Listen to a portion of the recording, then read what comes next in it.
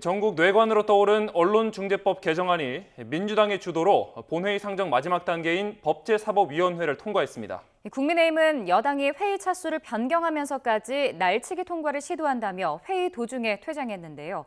민주당은 본회의 처리까지 강행한다는 입장입니다. 국회 취재기자 연결해서 자세히 알아보겠습니다. 차정윤 기자. 네, 정치부입니다. 네, 언론중재법 언제 통과됐습니까? 네, 이번 법사위 전체 회의 마지막 안건으로 상정된 언론중재법 개정안은 오늘 새벽 2시쯤 본격적인 심사가 시작됐는데요. 밤샘 토론 끝에 오늘 새벽 4시쯤 의결됐습니다.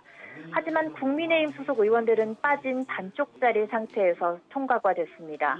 앞서 상정된 법안 심사가 늦어지면서 자정을 기해 회의 차수 변경이 이뤄지자 여당이 일방적으로 회의를 진행한다면서 국민의힘 의원들이 회의 도중에 퇴장한 겁니다. 직접 들어보시죠. 소위부터 또 차수 변경까지 전부 이렇게 일방적으로 하면 어떻게 우리가 협조를 합니까? 이런 의사일정 저는 협조를 할 수가 없습니다. 더 이상 참여하는 것도 의미가 없어요. 네, 개정안은 고의적이거나 중과실이 있는 허위 조작 보도에 최대 5배까지 피해 금액을 물어줘야 한다는 내용을 골자로 하죠.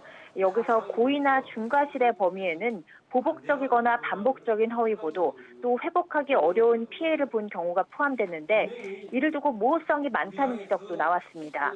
오늘 법사위 소속 민주당 의원들도 이 부분에 대한 문제를 제기하면서 밤샘 토론이 이어지기도 했는데요. 들어보시죠.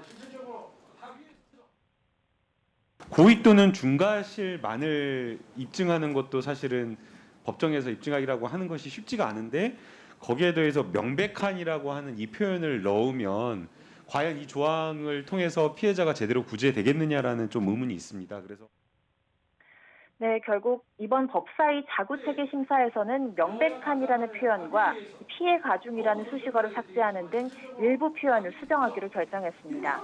민주당은 수정된 개정안을 오후에 예고된 본회의에서 최종 처리하겠다는 계획입니다.